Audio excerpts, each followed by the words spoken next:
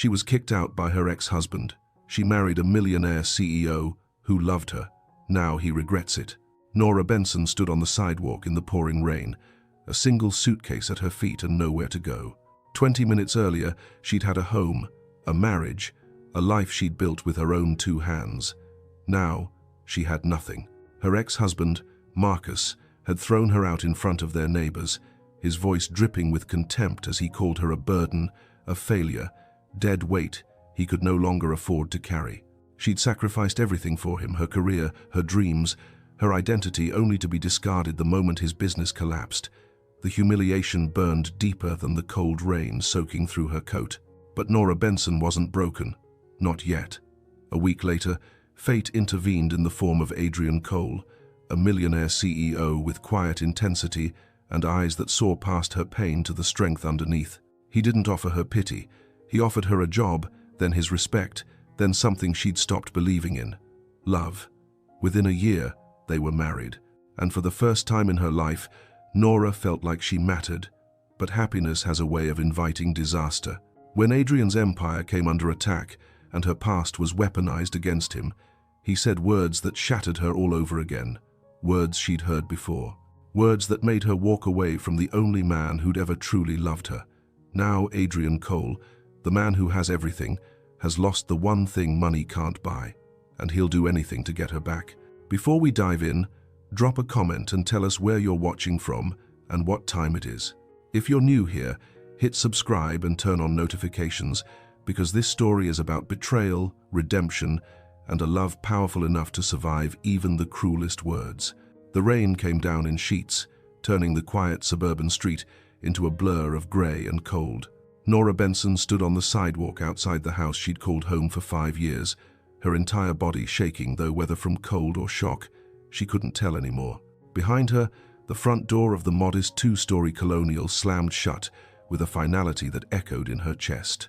She stared at that closed door, at the warm light glowing through the windows, at the life she'd just been exiled from, and tried to make sense of what had just happened. 20 minutes ago, she'd been inside that house, trying to calm Marcus down after another devastating phone call from his business partner. Another investor had pulled out. Another deal had fallen through. His tech startup, the one he'd poured everything into for 3 years, was collapsing, and somehow it had become her fault. "This is your fault," Marcus had screamed, his face red with rage and humiliation. "If you'd been more supportive, if you'd actually contributed something, instead of just existing in my space. I gave up my career for you," Nora had said quietly, her voice steady despite the tears streaming down her face. "I gave up teaching so I could support you full-time. I believed in you when no one else did." "And what good did that do?" Marcus had shot back. "You think your belief pays the bills? You think your little pep talks are worth anything when I'm drowning in debt?" Their friends, Tom and Jennifer, had been there for dinner, a dinner Nora had cooked, trying to maintain some semblance of normalcy despite the mounting pressure. They stood frozen in the living room, uncomfortable witnesses to a marriage imploding. "Marcus, maybe you should calm down," Tom had tried to interject, but Marcus was beyond reason. "You want to know the truth," he'd said, turning to face Nora with cruelty in his eyes. "You're dead weight. You've been dead weight since the beginning. I thought having a wife would make me look stable, responsible, but all you've done is drain me.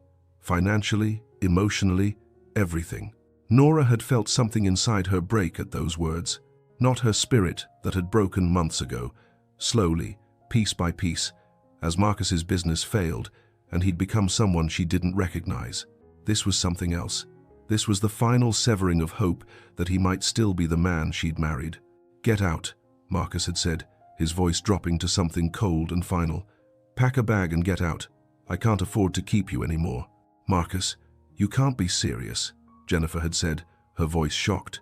"I'm dead serious," Marcus had replied, not taking his eyes off Nora. "This is my house, my name on the lease, and I want her gone."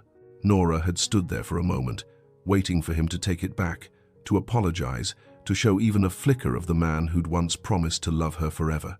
But he just stared at her with contempt, so she'd gone upstairs, packed a single suitcase with whatever she could grab in 10 minutes, and walked out of the house, while Marcus watched from the doorway and their friends stood in mortified silence. And now here she was, standing in the rain with nowhere to go. Nora picked up her suitcase, her fingers numb from cold, and started walking. She had no plan, no destination, just the need to move, to put distance between herself and the humiliation of what had just happened. Her phone buzzed in her pocket. She pulled it out with shaking hands. A text from Jennifer. "Nora, I'm so sorry. Are you okay? Where are you going?" Nora stared at the message but couldn't bring herself to respond. Where was she going? She had no family in the city. Her parents had passed away years ago. Her closest friends had all been Marcus's friends first, people who would inevitably take his side or at least stay neutral to avoid drama. She had $300 in her checking account, money she'd been saving from the small online tutoring gigs she'd been doing secretly, knowing Marcus would see it as a betrayal that she was working at all when she was supposed to be focused solely on supporting him. $300, one suitcase, and a wedding ring she should probably take off but couldn't quite bring herself to yet. Nora walked until she found a bus stop with a small overhang that offered minimal shelter from the rain. She sat down on the wet bench, set her suitcase beside her, and finally let herself cry. Not because she was leaving Marcus. If she was honest with herself, she'd stopped loving him months ago, maybe even a year ago. The man she'd married, kind, ambitious, full of dreams, had slowly been replaced by someone bitter, cruel, and self-destructive. She cried because she'd wasted 5 years, because she'd given up a career she loved, teaching literature to high school students, to be a supportive wife to a man who saw her as nothing more than an accessory. She cried because she was 32 years old and starting over with nothing, and she cried because some part of her believed what Marcus had said, that she was a burden, that she hadn't contributed enough, that her support, her belief, her love, none of it had been worth anything. The bus came eventually. Nora got on without knowing where it was going, paid the fare, and rode until she saw a cheap motel with a vacancy sign glowing in neon pink. She got off at the next stop and walked back. The motel was exactly what she expected: worn carpet, flickered lighting, the smell of old cigarettes clinging to everything despite the no-smoking policy. But it was $40 a night, which meant she could afford a week if she was careful. The clerk barely looked at her as she paid in cash and took the key to room 107. Inside, the room was small and depressing: a double bed with a faded floral comforter, a TV bolted to the dresser, a bathroom with cracked tiles and water-stained walls. Nora set her suitcase on the bed, sat down beside it, and stared at the wall. This was her life now. This was what she'd been reduced to. She thought about calling someone Jennifer, maybe, or her old college roommate who lived 3 states away. But what would she say? That her husband had thrown her out? That she had nowhere to go and no prospects? That she'd sacrificed everything and had nothing to show for it? The shame was too heavy. So Nora did what she'd learned to do over the past year of her marriage falling apart. She pushed the emotions down, focused on survival, and made a plan. Tomorrow, she would start looking for work. She still had her teaching credentials, though they'd need to be renewed. In the meantime, she could tutor, waitress, do anything that would bring in money. She would find an apartment, something small and affordable. She would rebuild her life, piece by piece, the same way she'd watched it fall apart. And she would never, ever let herself be dependent on someone else again. The next week was a blur of rejections. Nora applied for every teaching position she could find, but they all wanted someone who'd been active in the field recently. Her 5-year gap was a red flag no amount of explaining could overcome. "I was supporting my husband's business," she'd said in one interview. The principal had given her a sympathetic smile that didn't reach her eyes. "I understand, but we need someone who's current with classroom management techniques and curriculum standards. Perhaps you could consider substitute teaching to get back into it." Substitute teaching paid barely above minimum wage and offered no stability. Nora applied anyway. She also applied to tutor, to work retail, to do administrative work, anything that might provide steady income. Most places didn't even call her back. By the end of the week, Nora's $300 had dwindled to $75. She'd eaten nothing but ramen and peanut butter sandwiches. She'd extended her motel stay by negotiating a weekly rate with the manager, but she'd have to leave by next Friday if she didn't find income. On the 8th day after Marcus kicked her out, Nora sat in a coffee shop nursing a single cup of coffee she'd been making last for 3 hours. The coffee shop was warm, clean, and had free Wi-Fi.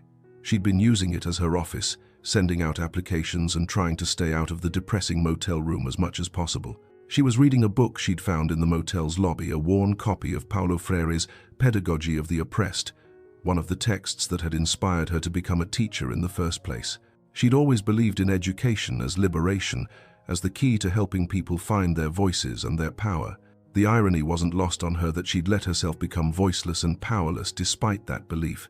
"That's heavy reading for a Tuesday afternoon," a voice said. Nora looked up, startled. A man stood beside her table, holding a cup of coffee and a slight smile. He was tall, maybe late 30s, with dark hair touched with grey at the temples and sharp blue eyes that seemed to see more than most people did.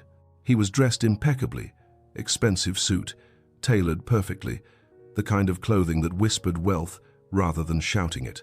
"I'm sorry," Nora said, caught off guard. "Freire," the man said, gesturing to her book. "Not exactly light afternoon reading. Are you a teacher?" "I was," Nora said carefully. "I'm between positions right now." The man's expression shifted slightly, understanding flickering across his features. "Do you mind if I sit?" he asked. "I'm Adrian, by the way. Adrian Cole." Nora hesitated, her instinct for self-preservation warring with basic politeness. But there was something in his demeanor that felt safe, not aggressive or predatory, just genuinely interested.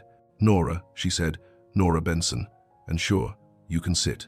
Adrian settled into the chair across from her with the easy confidence of someone comfortable in any situation. "So, Freire," he said, "what draws you to his work?" Nora looked down at the book, her fingers tracing the worn cover. "I used to teach high school literature," she said. "I loved it, and I always believed that education should do more than just transfer information. It should help students find their voices, think critically, question systems that keep them powerless." "That's a beautiful philosophy," Adrian said. "Why did you leave teaching?" The question was casual, but it touched a nerve.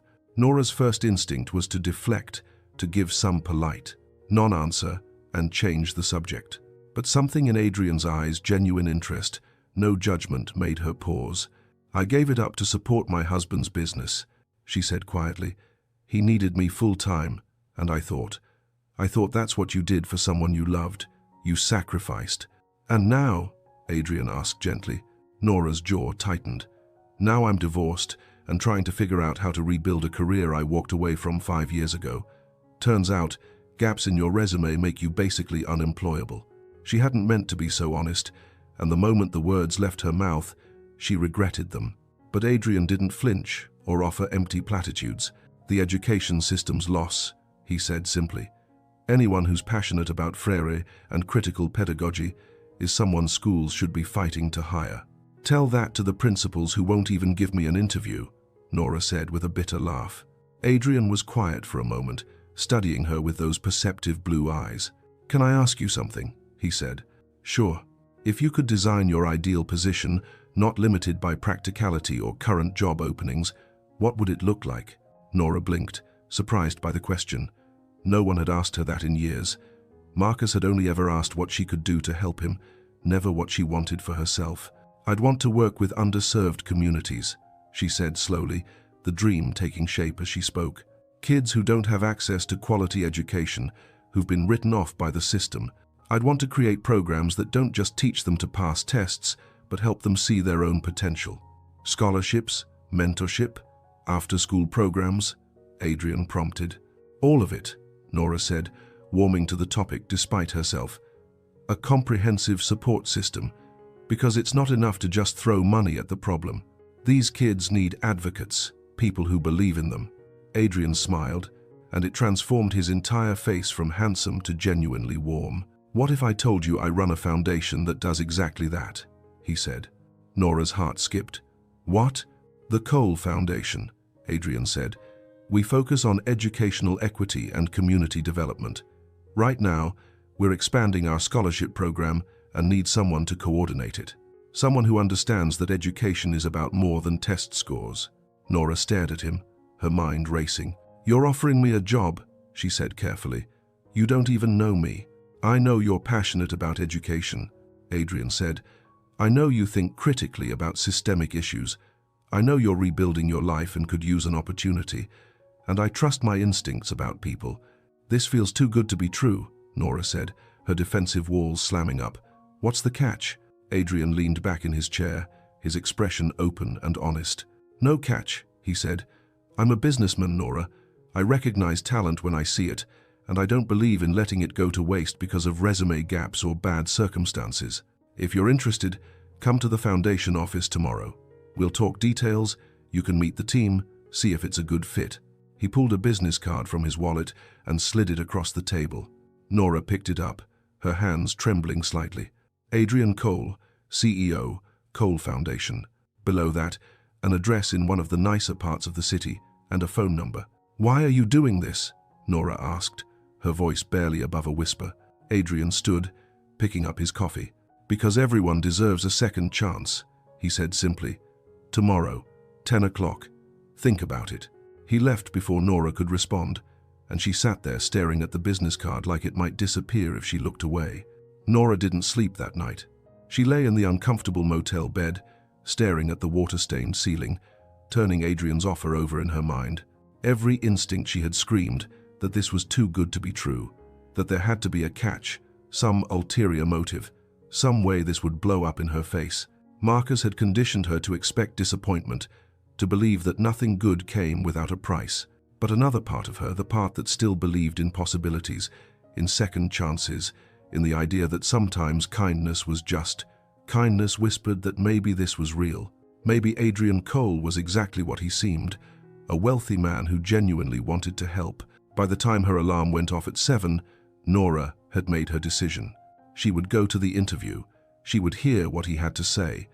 And if it felt wrong, if there was any hint of something inappropriate or manipulative, she would walk away. But she wouldn't reject an opportunity out of fear. She'd spent 5 years making herself small, afraid to want things, afraid to take up space. She was done with that.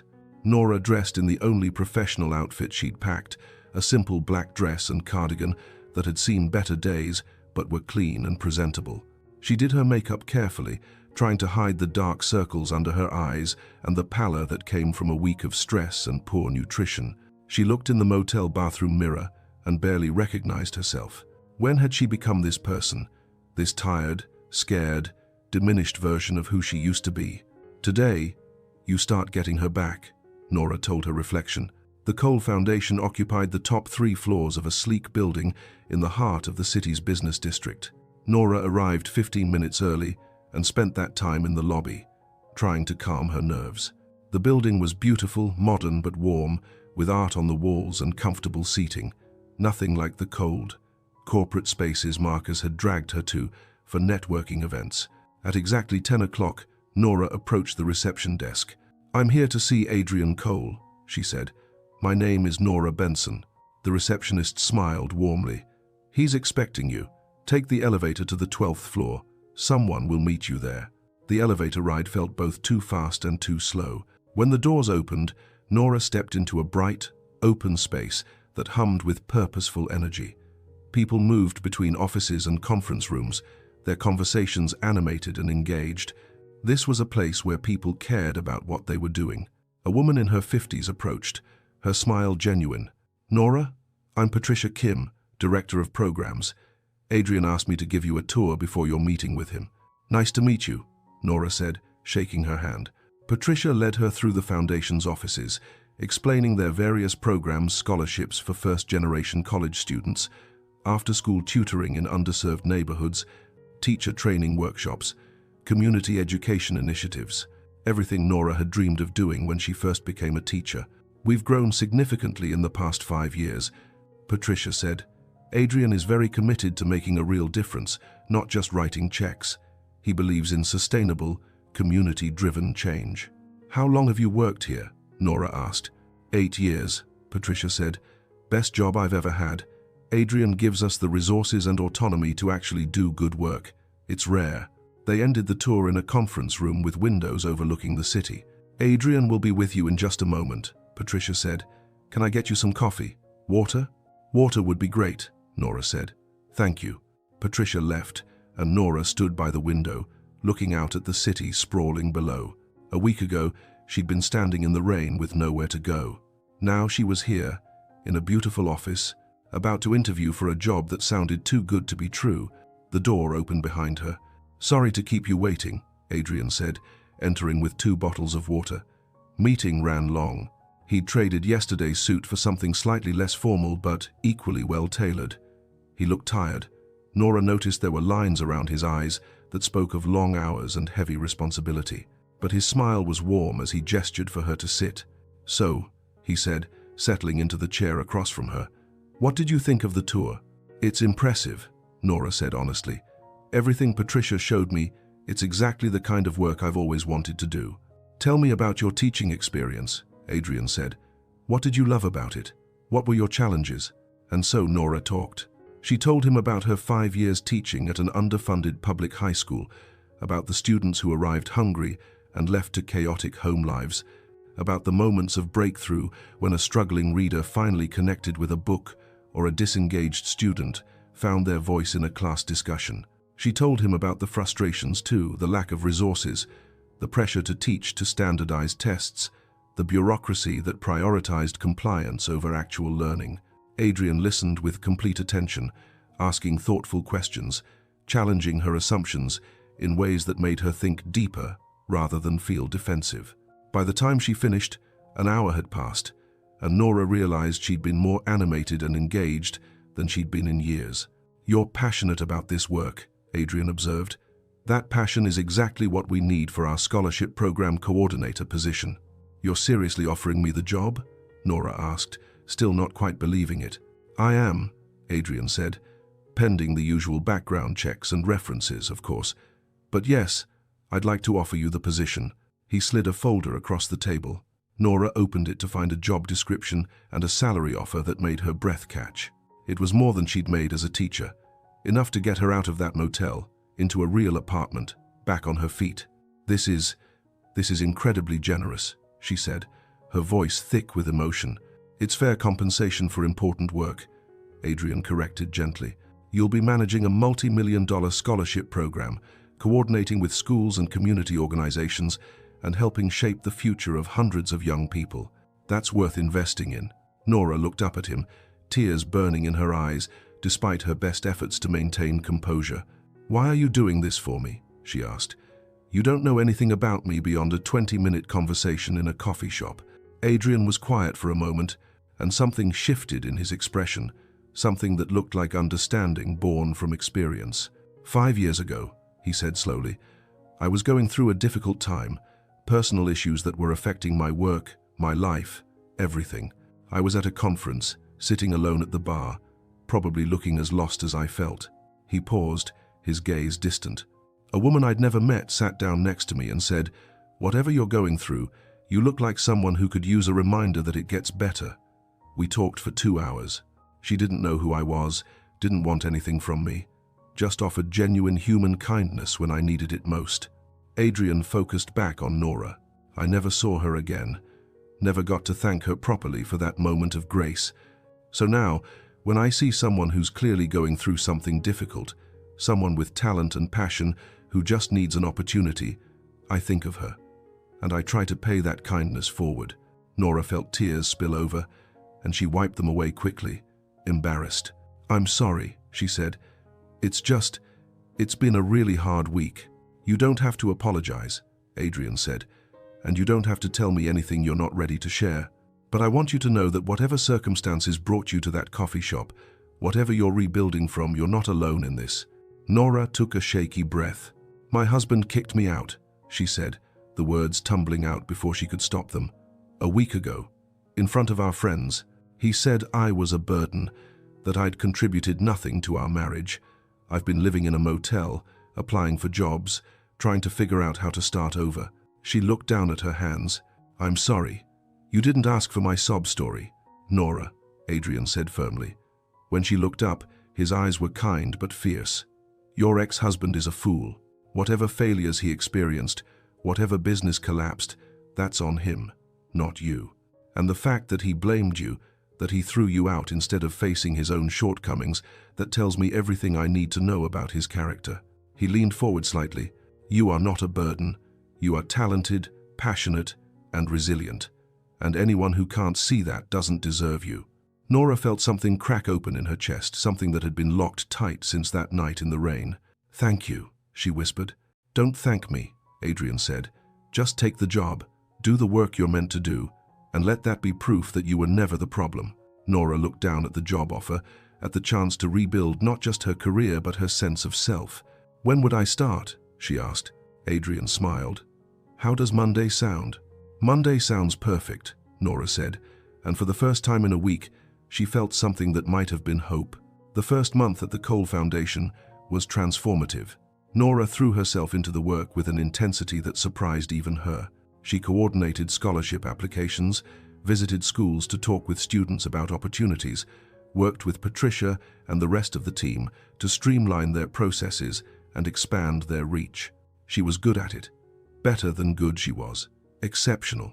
And for the first time in 5 years, Nora felt like herself again. She'd moved out of the motel within 2 weeks, finding a small but clean studio apartment in a safe neighborhood. It wasn't much, just a converted loft with exposed brick and minimal furniture, but it was hers. No one could take it away from her. She'd also filed for divorce, finally taking off the wedding ring that had felt like a shackle and sending the papers to Marcus through a lawyer she could now afford. He hadn't contested it, hadn't reached out, had simply signed the papers and disappeared from her life as thoroughly as he'd kicked her out of it. Good riddance.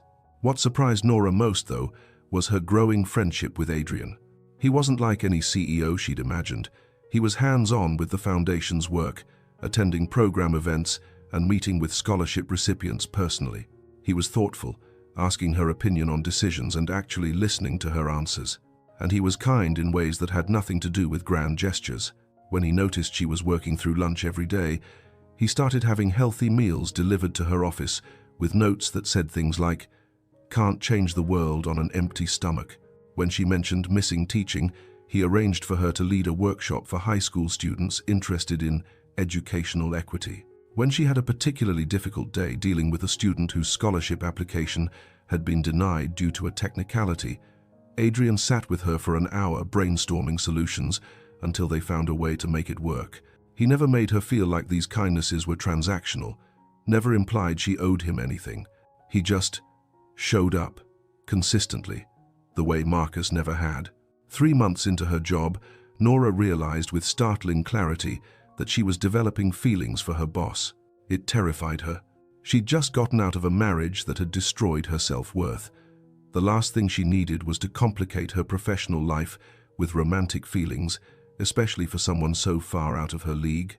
Adrian Cole was a millionaire CEO. She was a divorced woman still rebuilding her life. It would never work. So Nora did what she'd learned to do. She pushed the feelings down and focused on her work.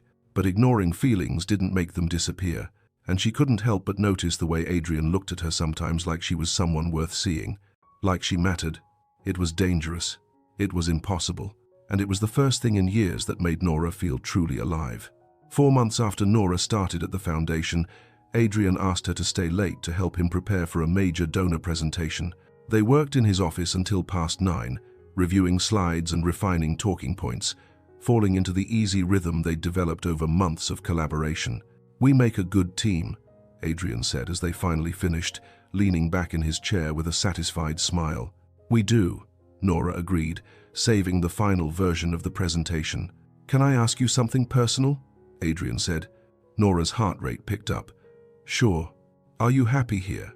At the foundation, I mean. Is this work fulfilling for you?" "It's the most fulfilled I've been in years," Nora said honestly. "Why?" Adrian stood and walked to the window, looking out at the city lights below. "Because you deserve to be happy," he said quietly, "and I want to make sure I'm creating an environment where you can be." There was something in his tone that made Nora stand and join him at the window. "Adrian," she said carefully, "is everything okay?" He turned to look at her, and the expression on his face was vulnerable in a way she'd never seen before. "I need to tell you something," he said, "and I need you to know that. Your job is not contingent on how you respond. Whatever you say, whatever you feel, your position here is secure.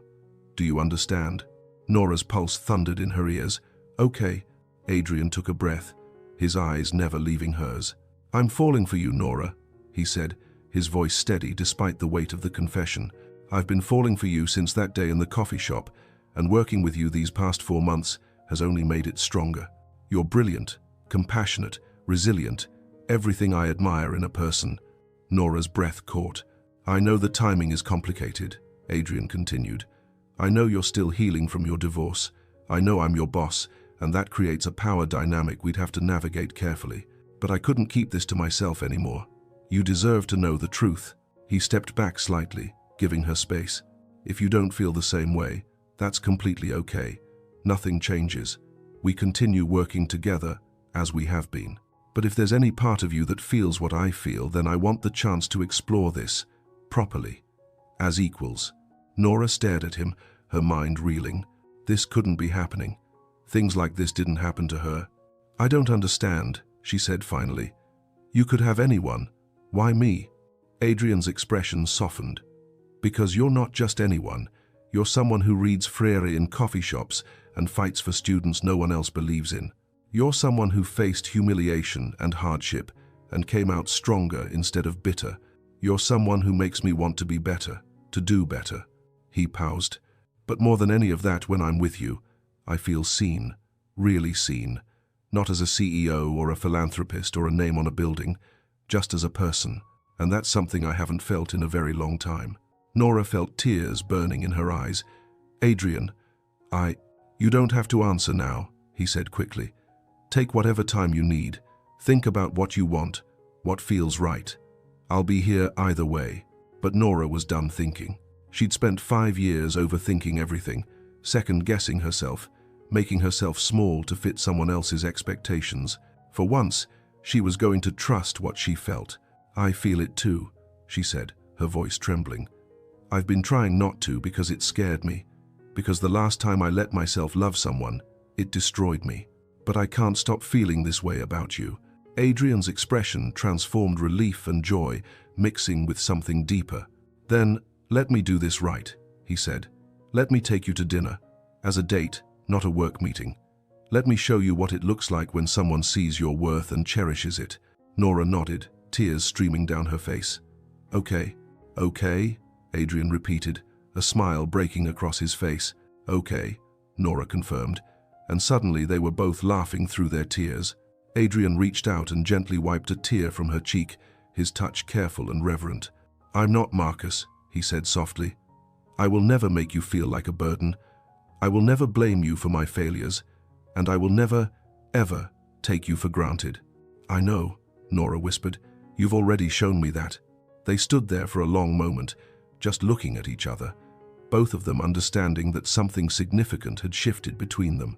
I should probably go home, Nora finally said, before I do something inappropriate in my boss's office.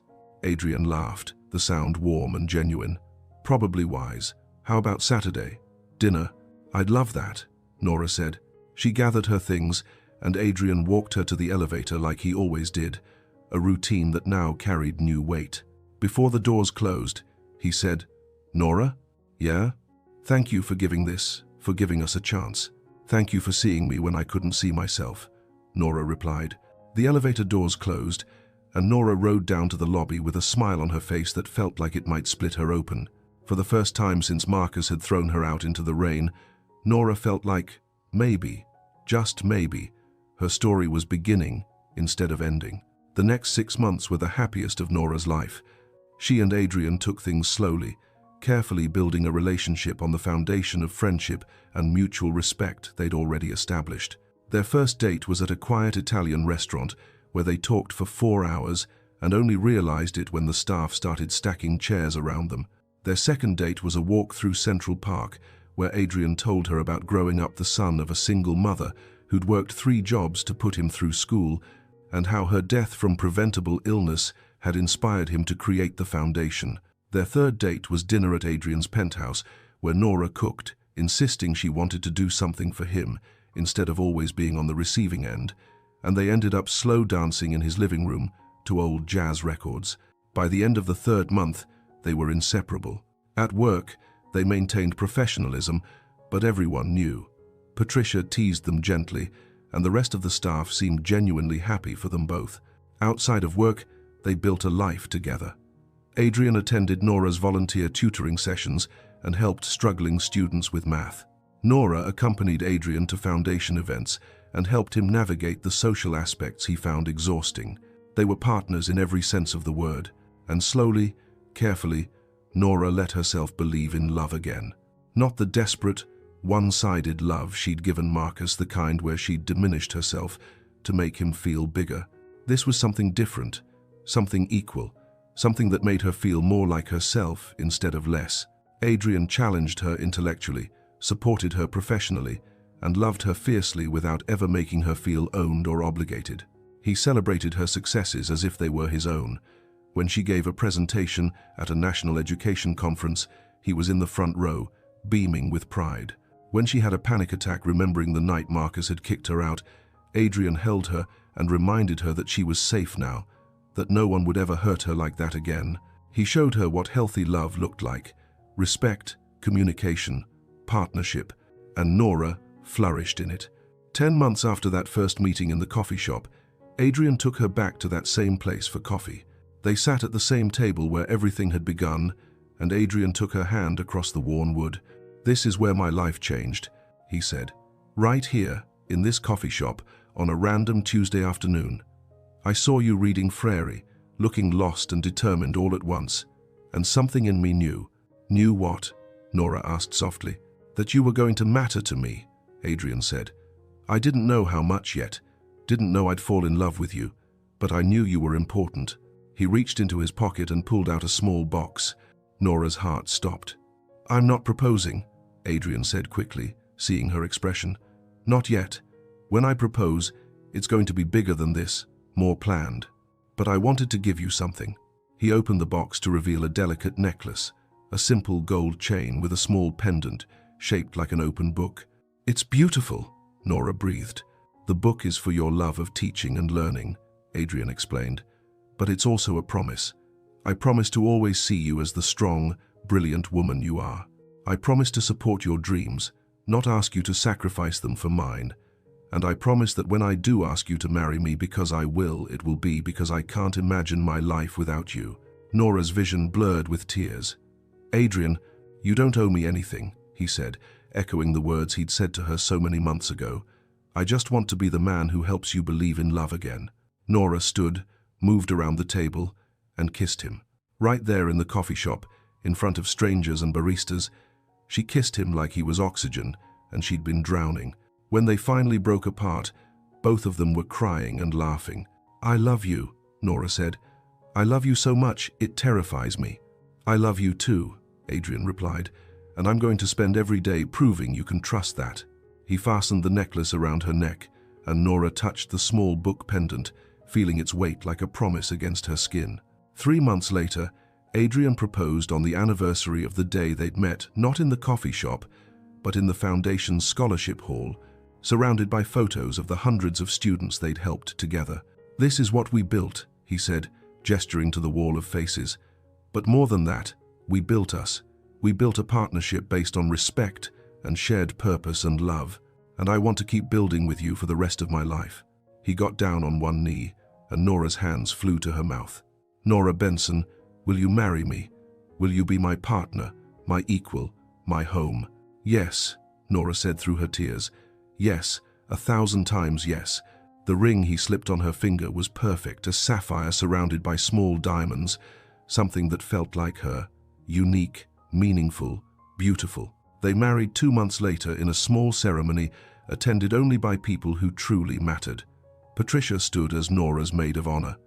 Adrian's business partner stood as his best man, and when they exchanged vows, promising to support each other's dreams and stand together through whatever came, Nora felt a peace she'd never known.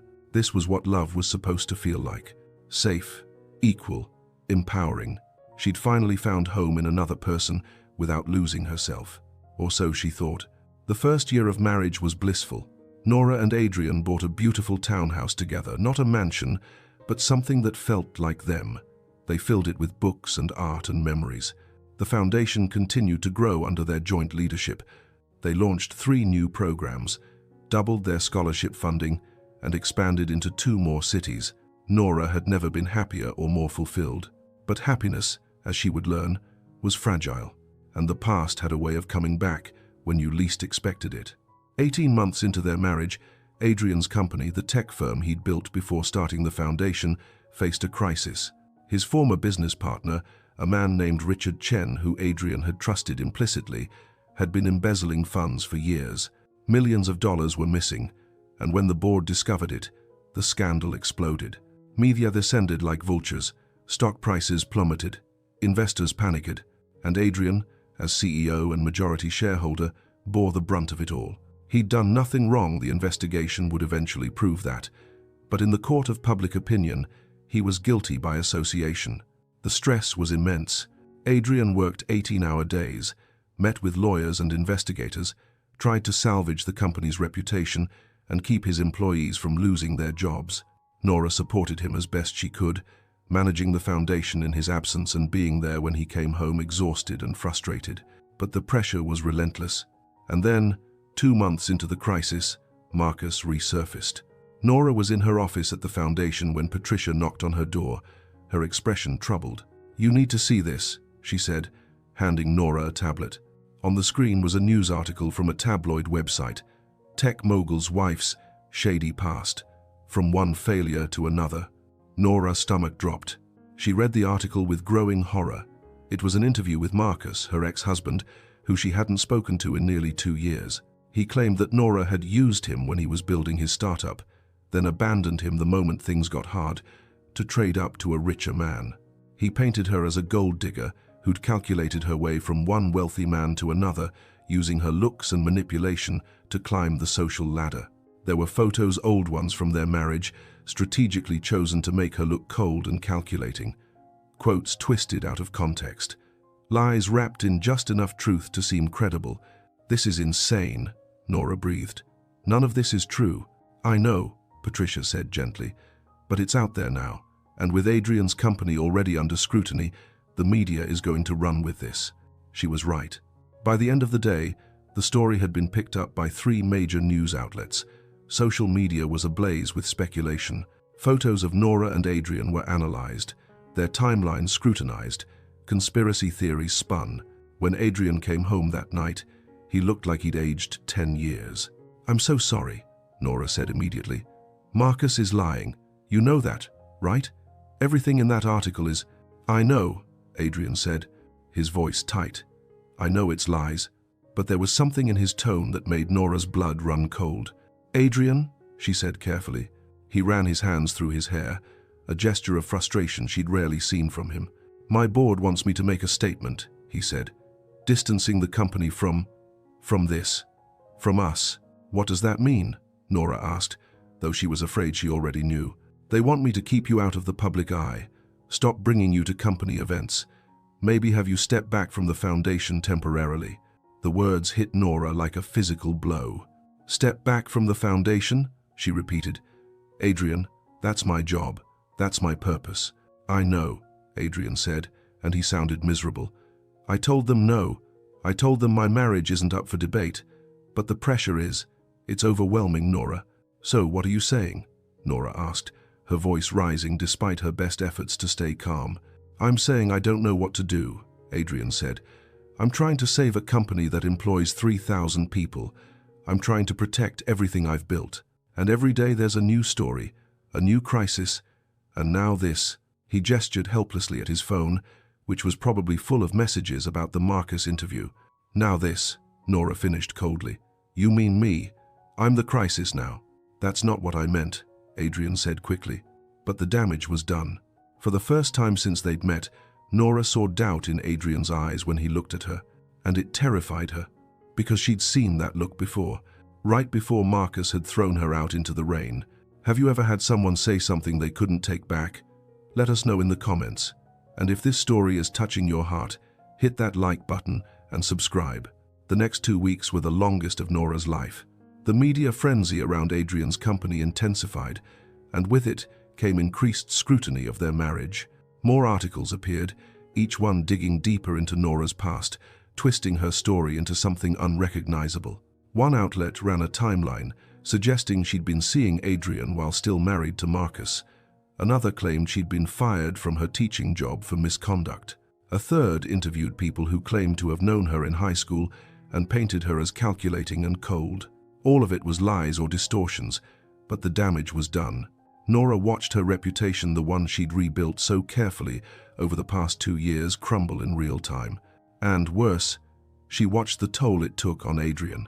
He came home later and later each night, his face drawn with exhaustion and stress. Their conversations became shorter, more strained. The easy intimacy they'd always shared felt like it was slipping through her fingers. Nora tried to be supportive. She handled foundation matters without bothering him, kept the house running smoothly, gave him space when he needed it. But no matter what she did, it didn't feel like enough. One night, nearly 3 weeks into the crisis, Nora found Adrian in his home office at 2 in the morning, staring at his laptop screen with bloodshot eyes. "You need to sleep," she said softly from the doorway. "Can't," Adrian replied without looking up. "The board meeting is in 6 hours and I'm not ready." Nora walked into the office and gently closed the laptop. "Adrian, you're going to make yourself sick." "I don't have time to be sick," he said, his voice sharp. "I have 3,000 employees depending on me. Investors threatening to pull out. A stock price that's dropped 40% in 3 weeks. I don't have the luxury of rest." "You also don't have the luxury of a breakdown," Nora countered. "You're no good to anyone if you collapse." Adrian finally looked at her, and the exhaustion in his eyes made her heart ache. "I know you're trying to help," he said, his tone softening slightly, "but I need you to let me handle this." "I am letting you handle it," Nora said. "I just don't want you to handle it alone." "I have to handle it alone," Adrian said, "because every time you're involved, every time we're seen together, it makes things worse." The words hung between them like poison. "What are you saying?" Nora asked quietly. Adrian stood, running his hands through his hair in frustration. "I'm saying that maybe the board is right. Maybe you should step back from public events until this blows over." "And the foundation?" Nora asked, her voice carefully controlled. Maybe a leave of absence would be best." The words felt like a slap. "A leave of absence from the job you gave me?" Nora said, her voice rising. "The work I've poured my heart into for 2 years? It's temporary," Adrian said, "just until the media moves on to the next story." "And what if they don't move on?" Nora demanded. "What if they keep digging, keep twisting everything? Do I just disappear from my own life to make things easier for you?" "That's not fair," Adrian said. "None of this is fair," Nora shot back. "I didn't ask for any of this. I didn't ask Marcus to sell lies about me to tabloids. I didn't ask to be turned into some kind of villain in your corporate drama." "I know that," Adrian said, his voice tight. "But I can't control what the media does. I can only control how we respond." "And your response is to hide me?" Nora asked, tears burning in her eyes. "To pretend I don't exist?" "I'm trying to protect you," Adrian said. "By making me invisible?" Nora said. "I've been invisible before, Adrian. I spent 5 years making myself smaller and quieter to accommodate Marcus's ego. I won't do it again." "This is different," Adrian argued. "Is it?" Nora challenged. "Because from where I'm standing, it feels exactly the same. A man I love asking me to sacrifice my identity so he can save face." Adrian's jaw tightened. "I'm not Marcus." "Then stop acting like him," Nora said. The silence that followed was deafening. Adrian stared at her. Something dark flickering in his eyes, hurt, maybe, or anger. "I should get back to work," he said finally, his voice cold. "Fine," Nora said. "You do that." She left the office, her heart pounding, and went to their bedroom alone. She didn't sleep that night. Neither did Adrian, and the distance between them grew wider. The next day, another story broke. This time, it wasn't about Nora's past. It was about her present. Photos had surfaced of her having lunch with Patricia and 2 male colleagues from the foundation. The photos were innocent, a working lunch to discuss the scholarship program, but the headlines weren't. "CEO's wife cozy with male colleagues, while husband fights for company." Is Nora Cole following a pattern? The implications were clear and disgusting. Nora was at the foundation office when Patricia showed her the article, and for the first time since this nightmare began, Nora felt her composure crack. "This is insane," she said, her voice shaking. "That was a work lunch. You were there. It was completely professional." "I know," Patricia said, her expression sympathetic. "But they're not interested in the truth. They're interested in the story that sells." Nora's phone rang. "Adrian," she answered. "I saw it." "We need to talk," Adrian said, his voice tense. "Can you come home? I'm in the middle of reviewing scholarship applications." "Now, Nora, please." The please sounded like it cost him something, so Nora agreed. The drive home felt like traveling to her own execution. She found Adrian in the living room, standing by the window with his back to her. His posture was rigid, controlled, but she could see the tension in his shoulders. "Adrian?" she said softly. He turned, and the look on his face made her stomach drop. "My legal team wants me to issue a statement," he said without preamble. "About our marriage. About you."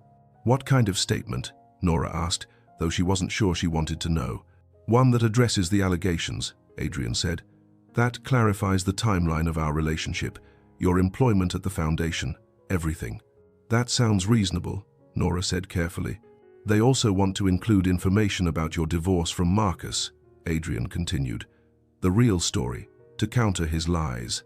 Nora felt ice settle in her stomach. "That's private, Adrian. That's my past, my pain. I don't want it dissected in public." "I know," Adrian said. "But if we don't control the narrative, someone else will." "So my trauma becomes collateral damage?" Nora asked. "That's not what I'm saying." "Then what are you saying?" Nora interrupted. "Because it sounds like you're asking me to expose the worst moments of my life so people will stop questioning your judgment in marrying me." Adrian's expression hardened. "That's not fair." "Fair?" Nora laughed bitterly. "Nothing about this is fair, but I'm the one being asked to sacrifice everything. My privacy, my job, my reputation, all so your precious company doesn't lose a few more points in the stock market." "That company employs 3,000 people," Adrian said, his voice rising. 3,000 families who depend on those jobs to survive. This isn't about ego or stock prices. It's about real people's livelihoods. "And what about my livelihood?" Nora demanded. "What about the work I do at the foundation, the students who depend on those scholarships? Do they not matter?" "Of course they matter," Adrian said. "But right now, the foundation's future depends on the company's survival. If the company goes under, the funding for the foundation goes with it."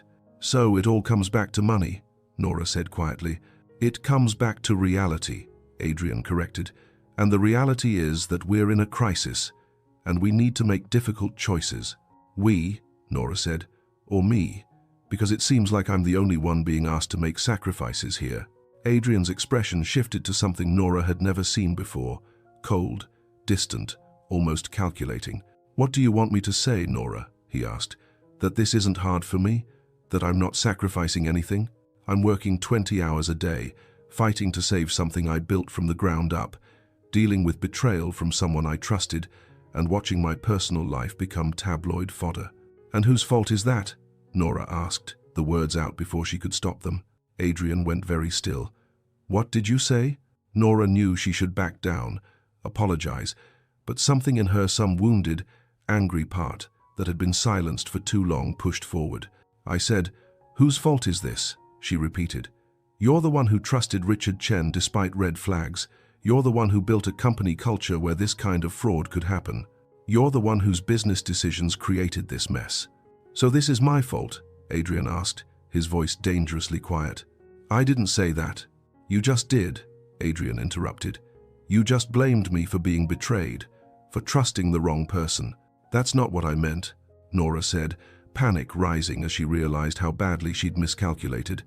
"I'm just saying that maybe, instead of asking me to disappear, you should focus on the actual problem." "The actual problem?" Adrian repeated. "You mean me? I mean the company, the embezzlement, the—" "I know what you meant," Adrian said, and his tone was ice. "And maybe you're right. Maybe this is all my fault. Maybe trusting people is my fatal flaw." The way he looked at her when he said it made Nora's blood run cold. "Adrian, maybe everyone who warned me was right," he continued, his voice getting louder. "Maybe I was a fool to think this would work. To think that—" He stopped himself, but the damage was already done. "To think what?" Nora asked, her voice shaking. "Say it." Adrian's jaw clenched. "Nothing. Forget it." "No," Nora said, stepping closer. "You started it. Finish it." "To think what, Adrian?" His eyes met hers, and what she saw there broke her heart. Doubt, suspicion, the same look Marcus had given her before he'd thrown her out. Maybe they were right about you, Adrian said, the words quiet but devastating. Nora felt the world tilt. Those words, those exact words. Marcus had said something similar the night he'd kicked her out. Maybe you are just dead weight. And now Adrian, the man who'd promised to never make her feel that way, who'd sworn he wasn't, Marcus had just echoed the same sentiment. The silence that followed was absolute. Nora stood there, watching the man she loved realize what he'd just said, watching the horror dawn on his face as he understood the magnitude of his words. Nora, I didn't mean. Yes, you did, Nora said, her voice eerily calm. Maybe not consciously, maybe not intentionally, but some part of you meant it. Some part of you wondered if they're right, if I'm just a burden, if I'm the problem. That's not true, Adrian said, taking a step toward her. Nora took a step back. Don't. Nora, please. I was angry and exhausted and I said something I don't mean. But you said it, Nora interrupted, tears streaming down her face. And I've heard it before.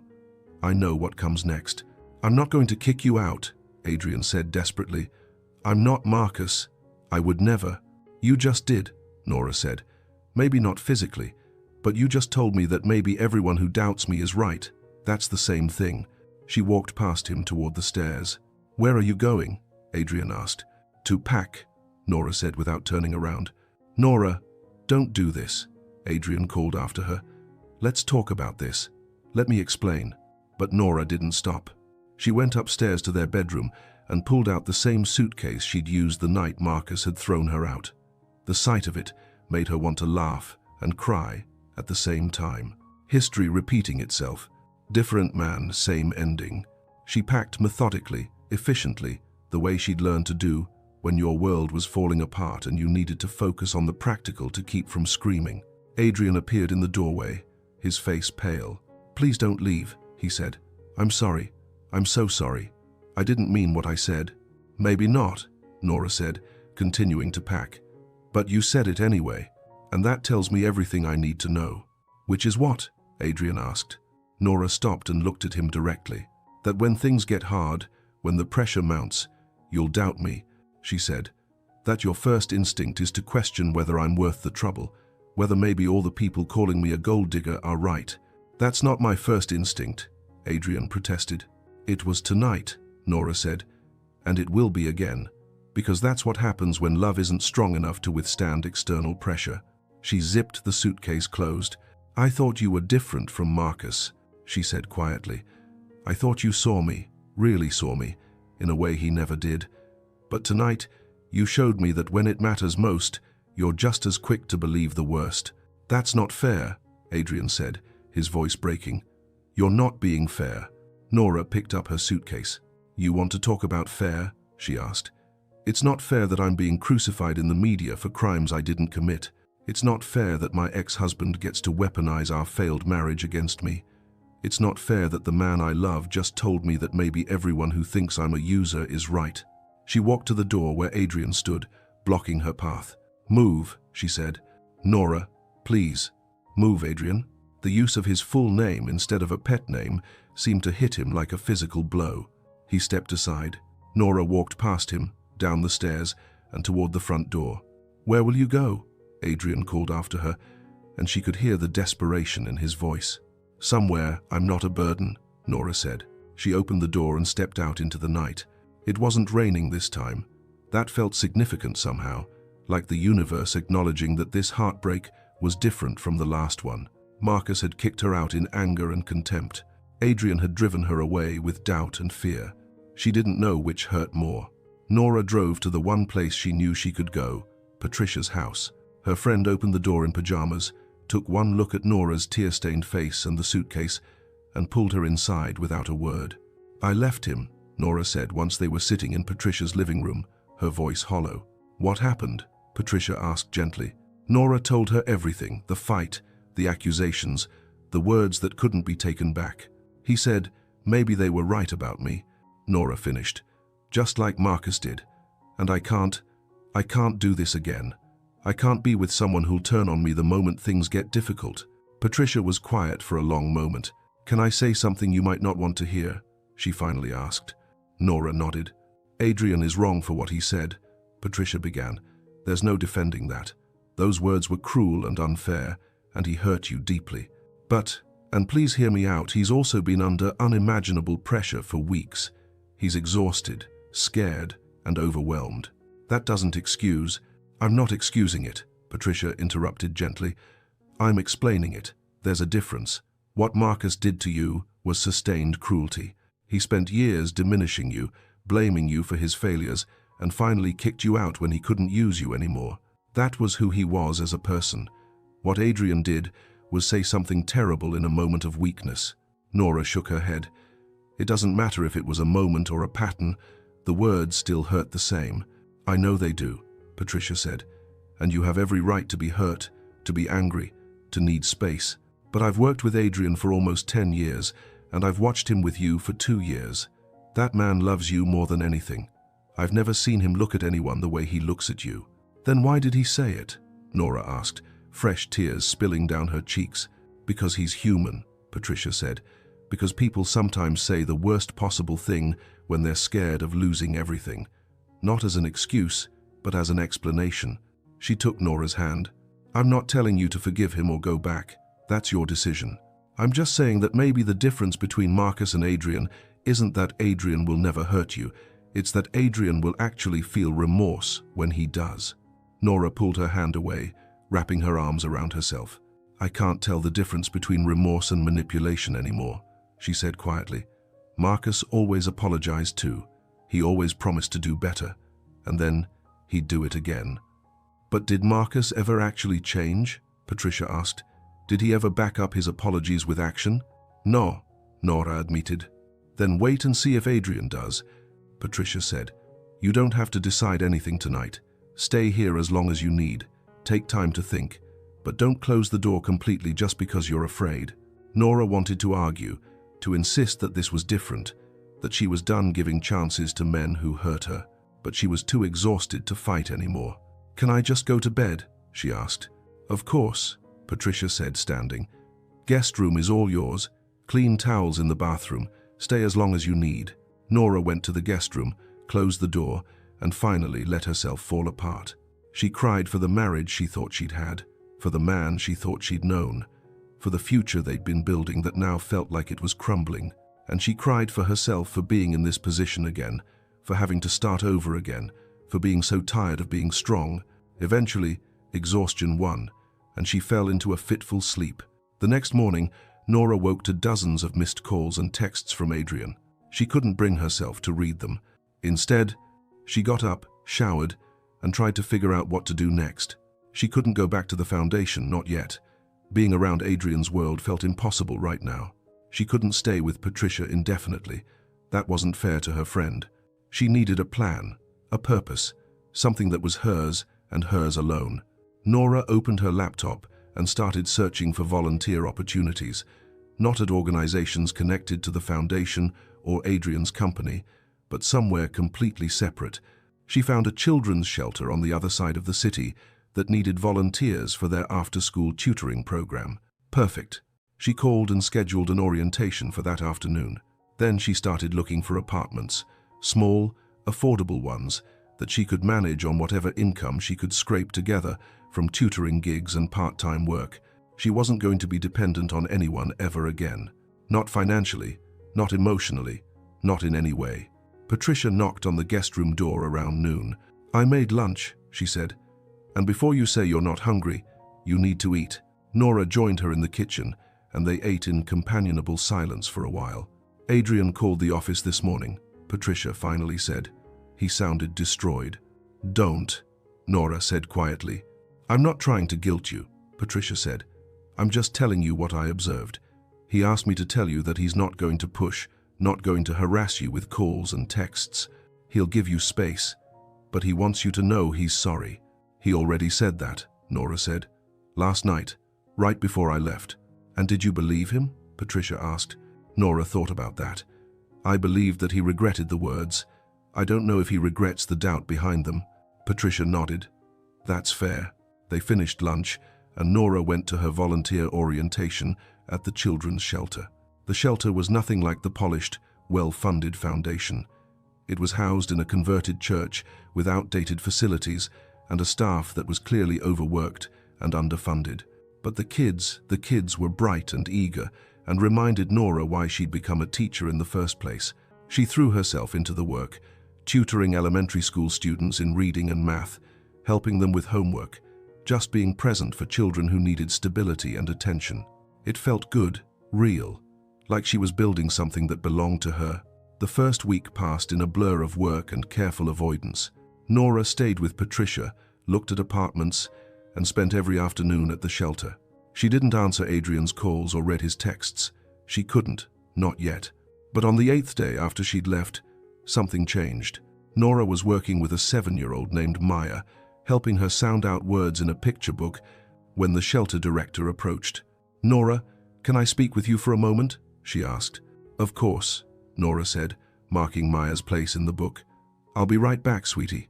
The director led her to the small office and closed the door. "I want you to know that this isn't easy for me to say," the director began, "but we received a substantial anonymous donation this morning, enough to fund our after-school program for the next 5 years. Nora's heart sank. "Let me guess. It came from the Cole Foundation." The director looked surprised. "How did you know?" "Because my husband, my estranged husband, runs the Cole Foundation," Nora said, feeling anger rise in her chest. "And apparently, he can't resist trying to control my life even when I've explicitly asked for space." "I don't think that's what this is," the director said gently. "The donation came with very specific instructions. It's to fund the program, yes, but it also includes a provision that we hire you as our permanent education coordinator. Full-time position, competitive salary, complete autonomy over program design." Nora stared at her. "What?" "The donor, whoever it is, specified that you should have full control over curriculum, staffing, and implementation. No oversight from the foundation. No strings attached, except that you're in charge." Nora sank into a chair, her mind reeling. This wasn't control. This was the opposite. Adrian was giving her exactly what she'd said she needed, a purpose that was hers alone, work that didn't depend on him or his resources. "There's more," the director said, handing Nora an envelope. "This came with the donation. It's addressed to you." Nora took the envelope with trembling hands. Inside was a single sheet of paper with Adrian's handwriting. "Nora, I know I have no right to ask anything of you. I know I broke your trust in the worst possible way, but I want you to know that I've spent every moment since you left understanding exactly how badly I failed you. You were right. When the pressure mounted, I doubted you. I let fear and stress make me question the one person who's never given me reason to doubt. I let the noise from outside become louder than the truth I knew in my heart. I said words I can never take back, words that echo the worst moment of your past, words that betrayed everything I promised you. I'm not writing to ask you to come back. I'm writing to give you what you deserve, work that's yours, purpose that no one can take from you, and the freedom to build a life that doesn't depend on me. This donation is not about control. It's about making sure you have the resources to do what you were meant to do without any obligations to me or the foundation. If you take this position, you'll answer to no one but yourself and the kids you serve. If you don't want it, the funding remains anyway. The shelter needs it regardless. I'm not trying to buy your forgiveness. I'm trying to show you that I hear what you said, that I understand what you need, and I'm trying to do what I should have done from the beginning, put your dreams, your purpose, your well-being ahead of everything else. I love you. I will always love you, and I will spend the rest of my life regretting that I made you doubt that, even for a moment. Adrian." By the time Nora finished reading, tears were streaming down her face. "Are you okay?" the director asked gently. Nora wiped her eyes and took a shaky breath.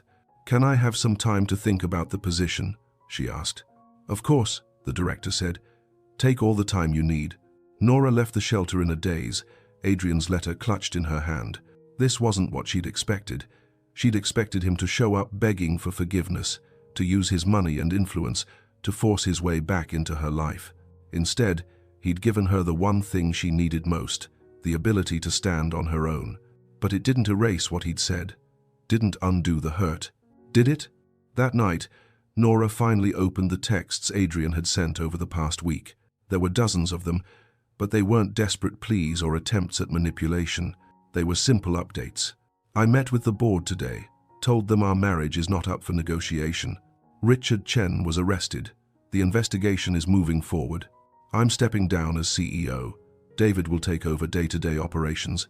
Started seeing a therapist, trying to understand why I let external pressure poison what mattered most. Saw a kid at the park reading one of the books you recommended to me. Made me think of you. I miss you, but I understand why you need space. Each message was a glimpse into what Adrian was doing, how he was changing. Not grand gestures, just consistent action. The last message was from earlier that day. I hope the shelter position is what you're looking for. You deserve to build something that's entirely yours. If you take it, I'll stay out of your way. If you don't, I'll understand. Either way, I'm proud of you. Nora set down her phone and stared at the ceiling of Patricia's guest room. She thought about what Patricia had said, that the difference between Marcus and Adrian might not be that Adrian would never hurt her, but that he'd feel genuine remorse when he did. Marcus had apologized with words, but his actions had always betrayed those words. He'd promised to change and never did. Adrian had apologized with words, but he was backing them up with action. He wasn't pressuring her or trying to control the situation. He was giving her space and resources and demonstrating change. The question was that enough? Could she forgive him? More importantly, could she trust him again? Nora didn't have an answer yet, but for the first time since that horrible night, she felt like maybe, just maybe, finding that answer was possible. The next morning, Nora called the shelter director and accepted the position, not because of Adrian's donation, but because the work was exactly what she wanted to do, what she was meant to do. She'd start in 2 weeks, which gave her time to find an apartment and prepare for this new chapter. She also did something she hadn't done in over a week. She called Adrian. He answered on the first ring, his voice cautious. "Nora? I took the job at the shelter," she said without preamble. "I'm glad," Adrian said, and he sounded like he meant it.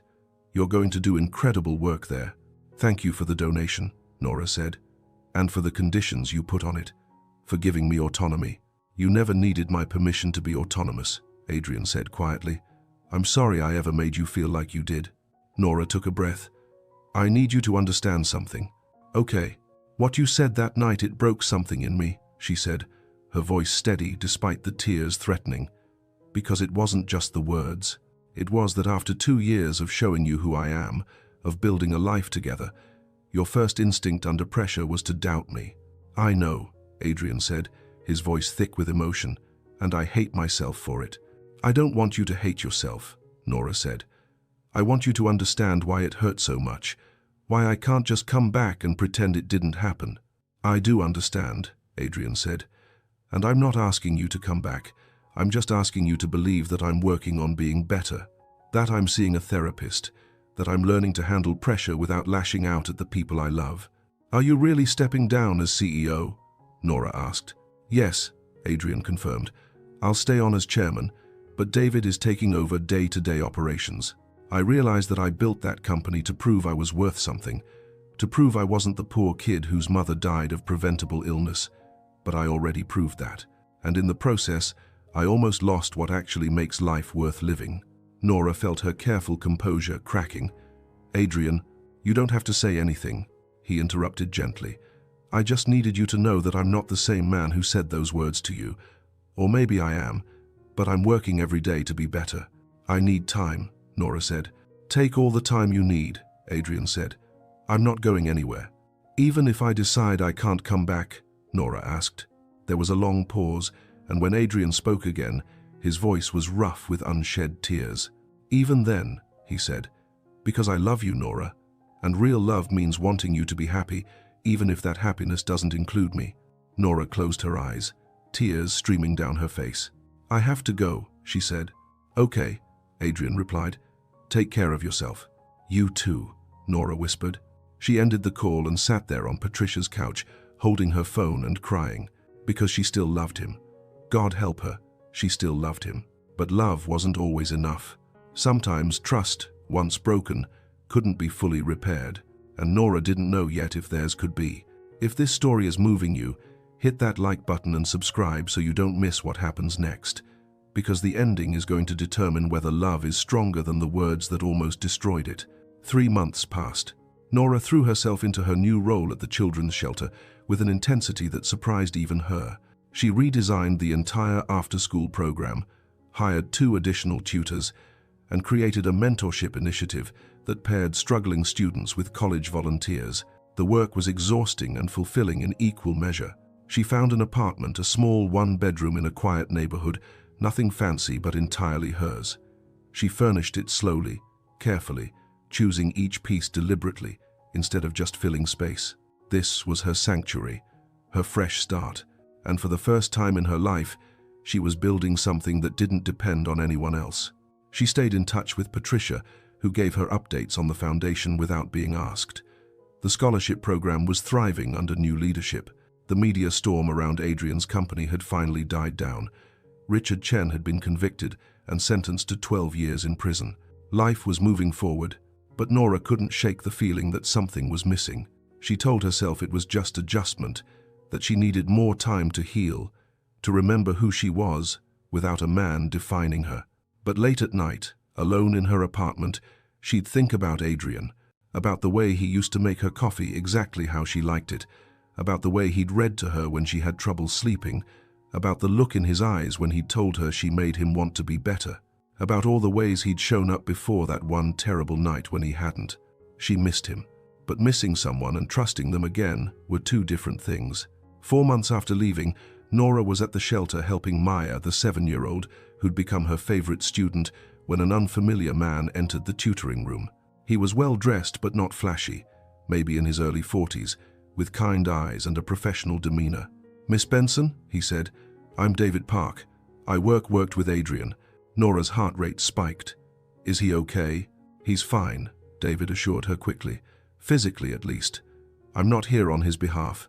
Actually, he doesn't know I'm here at all. I came because I think there are things you should know." Nora glanced at Maya, who was engrossed in her book. "Can we talk outside?" They stepped into the hallway, and David pulled out his phone. "Adrian would kill me for showing you this," he said, "but I think you deserve to see what he's been doing." He showed her a series of photos. Adrian at a homeless shelter, serving food. Adrian at a community center, teaching financial literacy to low-income families. Adrian sitting on the floor of what looked like a group therapy session, his expression open and vulnerable. "He's been volunteering 20 hours a week," David explained. "No cameras, no press releases, just showing up and doing the work." "Why are you telling me this?" Nora asked. David put his phone away. "Because I've known Adrian for 15 years. I watched him build an empire, and I watched him become someone I barely recognized, someone who measured his worth by his net worth." He paused. "But in the past 4 months, I've watched him become someone different, someone better. He's in therapy twice a week. He's completely restructured his priorities. He turned down 3 major business opportunities because they conflicted with his volunteer commitments." "That still doesn't explain why you're here," Nora said. David met her eyes. "Because yesterday, he told me he's selling the company." Nora's breath caught. "What?" "He's selling his majority stake," David confirmed. "Not the foundation that's separate and fully funded, but the tech company, the thing he built from nothing. He's selling it and using the proceeds to create a trust that funds educational and social programs." "Why?" Nora asked, though she thought she knew the answer. "Because he said he spent years building something that almost cost him everything that mattered," David said. "And he doesn't want to be that person anymore." He pulled out an envelope from his jacket. "He's been writing to you," David said, handing it to her. "1 letter every week. He doesn't send them because he promised to give you space, but I thought you should know they exist." Nora took the envelope with trembling hands. "He loves you, Nora," David said quietly. "I've never seen anyone love someone the way he loves you, and I think he deserves the chance to show you he's changed." "He hurt me," Nora said, her voice breaking. "I know," David said, "and I'm not saying you have to forgive him. I'm just saying maybe you should see the whole picture before you decide." He left, and Nora stood in the hallway clutching the envelope, her mind spinning. That night, Nora sat in her apartment and opened the envelope. Inside were 16 letters, each one dated, each one addressed to her. She started with the first one, written the day after she'd left. "Nora, I know I have no right to write to you. I know you need space, and I'm going to give you that. But I also need to process what I've done. And writing to you, even if you never read this, helps me think clearly. I spent today replaying our fight over and over, every word I said.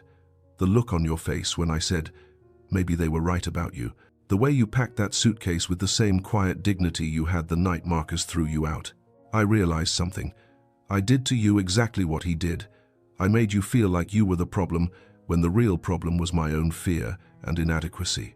I'm sorry, those words aren't enough, but they're all I have right now. I love you. I will always love you, and I will spend every day trying to become the man who deserves you. Adrian. Nora's vision blurred with tears. She read the second letter, dated a week later. Nora, I started therapy today. My therapist asked me why I said what I said to you. I gave her all the excuses, the stress, the exhaustion, the pressure from the board. She asked me what I was really afraid of. I realized I was afraid that everyone was right, that you were too good for me, that eventually you'd wake up and realize you'd married down, that I wasn't worth the trouble you were going through because of me. So when the pressure mounted, I pushed you away first, before you could leave on your own. It's the same thing I've done my whole life, pushed people away before they could reject me. But you never rejected me. You loved me. And I threw that away because I was too broken to believe I deserved it. I'm working on that. It's going to take time, but I'm committed to the work. Adrian. Nora read through all 16 letters, each one a window into Adrian's journey. He wrote about his therapy sessions, about confronting the childhood trauma of losing his parents and being bounced through foster care, about recognizing patterns of self-sabotage and fear of abandonment. He wrote about stepping down as CEO, about realizing that his obsession with success had been about proving his worth rather than actually creating value.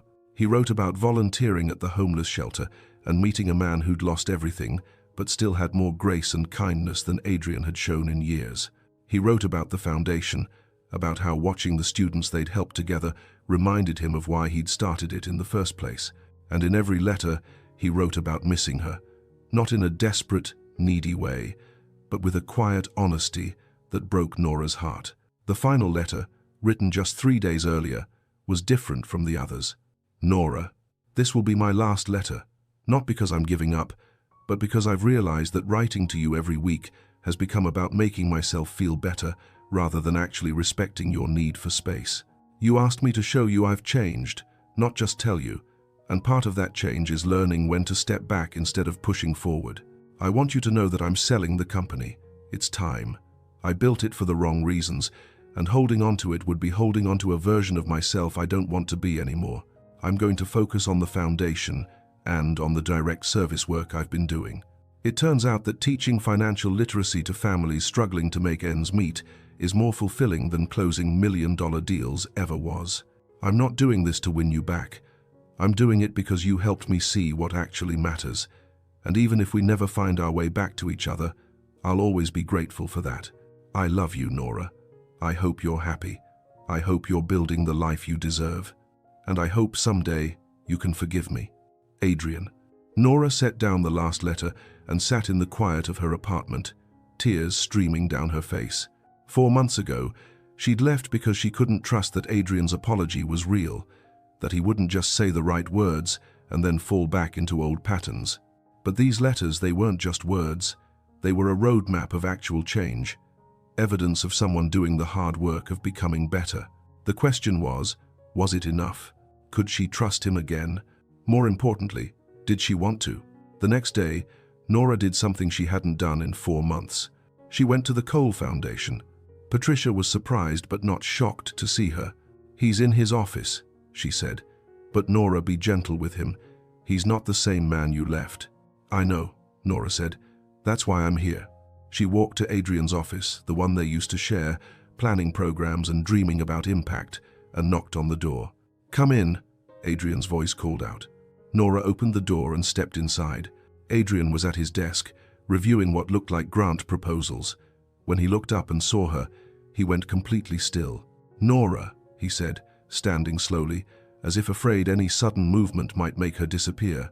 She'd spent the entire morning planning what to say, rehearsing the words, but now, looking at him, everything she'd prepared evaporated. He looked different, thinner, like he hadn't been eating enough. There were lines around his eyes that hadn't been there before. But there was also something else, a softness, a vulnerability that seemed new. "I read your letters," Nora said. Adrian's eyes widened. David, don't be mad at him, Nora said quickly. He was trying to help. I'm not mad, Adrian said. I don't know what I am. They stood there, an ocean of hurt and hope between them. You're selling the company, Nora said. Yes, Adrian confirmed. The sale finalizes next month. Why? Adrian was quiet for a moment, choosing his words carefully. Because I built that company to prove I wasn't the poor foster kid whose mother died because we couldn't afford health care, he said. I built it to show the world I was worth something, but in the process, I almost destroyed the one relationship that actually made me feel worthy. He took a step closer. I don't need a billion-dollar company to prove my value anymore. I'd rather spend my time doing work that matters, with people who matter. Even if that's not with you, even if I've lost that chance, I want to be someone worthy of having had you in my life. Nora felt tears slip down her cheeks. What you said that night, she began. It broke me, Adrian, because it was the same doubt, the same accusation I'd heard from Marcus. And I thought you were different. I thought you saw me. I do see you, Adrian said, his voice breaking. And that night, I failed you. I let fear and pressure cloud what I knew in my heart. But I see you now, Nora. I see your strength, your compassion, your resilience. I see everything you sacrificed to support Marcus, everything you've built since then. I see how you've transformed that shelter's program in 4 months. I see you. Then why did you doubt me? Nora asked. The question that had haunted her for months, finally voiced. Adrian's face crumpled. Because I doubted myself. I thought if the whole world was saying you were too good for me, it must be true. And I was so terrified of losing you that I pushed you away first. It's the most cowardly thing I've ever done. He took another step closer. I don't have an excuse that makes it okay, he said, but I have an explanation and I have a promise. The explanation is that I was broken in ways I didn't understand. The promise is that I'm doing the work to heal those broken places, so I never hurt you like that again. Nora looked at the man she'd loved, the man who'd hurt her, the man who seemed to be genuinely transformed by that hurt. How do I know this is real? She asked. How do I know you won't doubt me again the next time things get hard? You don't, Adrian said honestly. I can't promise I'll be perfect. I can't promise I'll never say something hurtful when I'm scared or overwhelmed, but I can promise that I'll own it when I do, that I'll go to therapy and work on the underlying issues, that I'll choose you over my fear every single time. He pulled out his phone and opened a calendar app, turning it to show her. Therapy every Tuesday and Thursday, he said. Men's support group every Wednesday. Volunteer work at the shelter Monday and Friday. Foundation work the rest of the time. This is my life now. This is the structure I've built to make sure I stay accountable. Nora looked at the calendar, at the evidence of sustained effort. Show me, she said quietly. Show you what? Adrian asked. Show me you've changed. Don't just tell me. Show me. Adrian's expression shifted to something determined and hopeful. Okay, he said. What do you need? Time, Nora said. I need time to see if this change is real or if it's just temporary until you get me back. How much time? Adrian asked. I don't know, Nora admitted. But I'm not moving back in. I'm not picking up where we left off. If we do this, we do it slowly. We date. We rebuild trust, step by step. I'll take whatever you're willing to give me, Adrian said. And if I decide I can't do this? Nora asked. If the hurt is too deep to overcome? Pain flashed across Adrian's face, but his voice was steady. Then I'll accept that, because I love you enough to want you to be happy, even if that means being happy without me. Nora took a shaky breath. Okay, she said. Let's try. They started slowly. Coffee once a week, in public places where the pressure was minimal. They talked about everything except their relationship at first, the shelter program, the foundation, books they were reading, the city changing around them. It was strange and familiar all at once, like learning to know each other again from scratch. Adrian never pushed for more, never pressured her to move faster than she was comfortable with. When Nora had a panic attack one night, triggered by a news story about corporate fraud, Adrian talked her through it over the phone without once suggesting he come over. You're safe, he said, his voice calm and steady. You're in your apartment, your space. No one is going to hurt you. Just breathe with me. When Nora's birthday came around, Adrian didn't buy her expensive gifts. Instead, he made a donation in her name to the shelter's reading program. "I know jewelry or flowers would be more traditional," he said when he told her, "but I thought you'd rather have 20 kids receive books." He was right. 6 weeks into their tentative reconciliation, Adrian invited Nora to attend one of his therapy sessions. "My therapist suggested it," he said, "only if you're comfortable, but she thinks it might help you understand the work I'm doing." Nora agreed. Sitting in that therapist's office, listening to Adrian talk openly about his childhood trauma, his fear of abandonment, the ways he'd self-sabotaged throughout his life, it was illuminating. This wasn't a man making excuses. This was a man genuinely trying to understand himself so he could be better. "Nora," the therapist said toward the end of the session, "is there anything you'd like to say to Adrian? Anything you need him to hear?" Nora thought about it. "I need you to understand that trust isn't rebuilt with words," she said finally. "It's rebuilt with consistency, with showing up over and over, even when it's hard, even when I'm not grateful or warm, even when I'm still angry about what happened." "I understand," Adrian sighed, meeting her eyes. "And I'm committed to that, for however long it takes. And I need you to understand that there might come a day when I realize I can't get past what you said," Nora continued, her voice steady but thick with emotion. "That the hurt goes too deep, and if that day comes, you have to let me go. Really let me go. Not with guilt trips or grand gestures or attempts to change my mind." Adrian's jaw tightened, but he nodded. "If that day comes, I'll let you go, because loving you means respecting what you need, even if it breaks my heart." The therapist watched them both with a gentle expression. "That's a very mature understanding of love. And Nora, what do you need from yourself in this process?" Nora was surprised by the question. "What do I need from myself?" "Yes," the therapist said. "You've outlined what you need from Adrian, but what do you need to give yourself permission to do?" Nora thought about that. "I need permission to still be angry sometimes, to have bad days where I remember what he said and can't get past it. I need permission to take as long as I need without feeling guilty about it." "You have that permission," the therapist said. "Healing isn't linear, and rebuilding trust after betrayal is a process that doesn't follow a timeline." 3 months into their reconciliation, Nora and Adrian attended a foundation gala together. It was the first public event they'd been to as a couple since the separation, and Nora was nervous. "We don't have to do this," Adrian said as they stood outside the venue. "If it's too much, we can leave right now." "I want to," Nora said, taking his hand. "I'm just worried about what people will say." "Let them say whatever they want," Adrian said firmly. "The only opinion that matters is yours." They walked in together, and the room did exactly what Nora expected. Conversations paused, heads turned, whispers started. But Adrian kept his hand on the small of her back, steady and reassuring. Patricia appeared almost immediately, greeting them both warmly. "You look beautiful, Nora. And Adrian, you clean up nice when you actually sleep." The tension broke, and they both laughed. Throughout the evening, Nora watched Adrian work the room. He was different from before, less focused on impressing donors, more focused on genuine connection. He spent 20 minutes talking to a scholarship recipient about her college plans. He listened more than he talked. He introduced Nora not as "my wife," but as the brilliant woman who designed our entire scholarship program. Equal, partner, not accessory. Midway through the evening, a woman Nora didn't recognize approached them. "Mr. Cole, I'm Jennifer Morrison from the Tribune. I was hoping I could ask you a few questions about the recent sale of your company." Adrian's expression remained pleasant but firm. "This is a foundation event, not a business interview.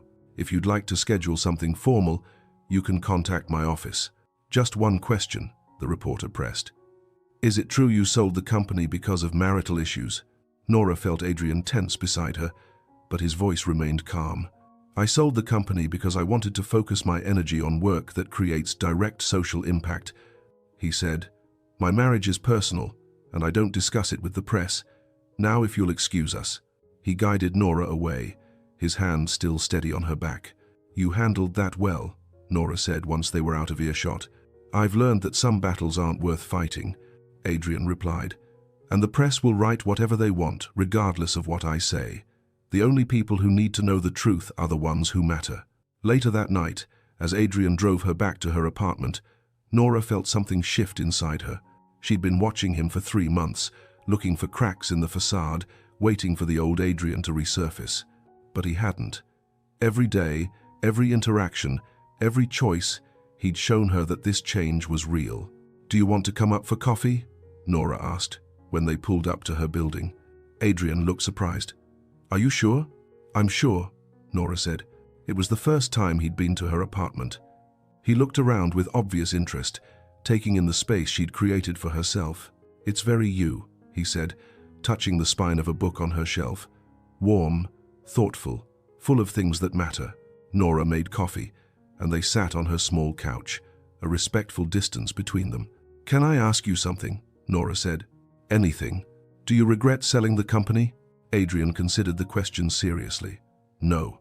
I thought I might, but I don't. I'm happier now than I was when I was running it. The work I'm doing at the homeless shelter, the financial literacy classes, even the therapy, it all feels more meaningful than any deal I ever closed." "And if we don't work out," Nora asked, "will you regret it then?" Adrian turned to look at her directly. "Nora, even if we don't end up together, you changed my life for the better. You helped me see that I was chasing the wrong things, measuring success by the wrong metrics. I'll never regret that." Nora felt tears prick her eyes. "I'm still scared." "Of what?" Adrian asked gently. "Of letting you back in and having you hurt me again," Nora admitted. "Of being wrong about you changing. Of being the fool who gave someone a second chance they didn't deserve." Adrian was quiet for a moment. "Those are all valid fears, and I can't promise I'll never hurt you again. People who love each other sometimes hurt each other, even without meaning to." He shifted closer, but still didn't touch her. "But I can promise that I'll own it when I do, that I won't blame you for my shortcomings, that I'll do the work to understand why, and make sure it doesn't become a pattern. That's the difference between who I am now and who I was that night." Nora looked at him, really looked at him, and saw the truth in his eyes. He had changed. Not perfectly, not completely, but genuinely. And maybe that was enough. Maybe love wasn't about finding someone who would never hurt you. Maybe it was about finding someone who would do the work to be better when they did. "I think I'm ready," Nora said softly. "Ready for what?" Adrian asked. "To forgive you," Nora said. "Not forget, I don't think I'll ever forget, but forgive. And to try again, really try." Adrian's eyes filled with tears. "Are you sure?" "I'm sure," Nora said. "But we still take it slow. We still rebuild step by step." "Whatever you need," Adrian said, his voice thick with emotion. Nora reached out and took his hand, the first time she'd initiated touch in 4 months. "I need you to keep showing up," she said. "I need you to keep doing the work, even when it's hard. I need you to choose me over your fear, over external pressure, over everything." "I will," Adrian promised. "Every single day." Nora leaned forward and rested her head on his shoulder, and Adrian wrapped his arm around her carefully, like she was something precious. They sat like that for a long time, two broken people who'd found each other, lost each other, and were finding their way back. It wasn't a fairy tale ending. It was better, it was real. 6 months after that night, Nora and Adrian stood in front of a small gathering of friends and family and renewed their vows. Not because the first ones weren't real, but because they wanted to honor how far they'd come. Patricia stood as Nora's witness. David stood as Adrian's. And this time, when they made their promises, they knew exactly what they were promising. "I vow to choose you," Adrian said, his voice steady and sure. "Not just when it's easy, but especially when it's hard. I vow to do the work of understanding myself so I don't hurt you out of my own brokenness. I vow to see you, always, as the remarkable woman you are. I vow to trust you," Nora said, tears streaming down her face. "Even when I'm scared, I vow to give you grace when you stumble, knowing that growth isn't linear. I vow to build a life with you where we're both stronger together than we ever were apart." When they kissed, it felt like a new beginning and a continuation all at once. After the small ceremony, as they stood in the garden of the venue talking to guests, Marcus appeared. Nora hadn't invited him, hadn't even told him about the vow renewal.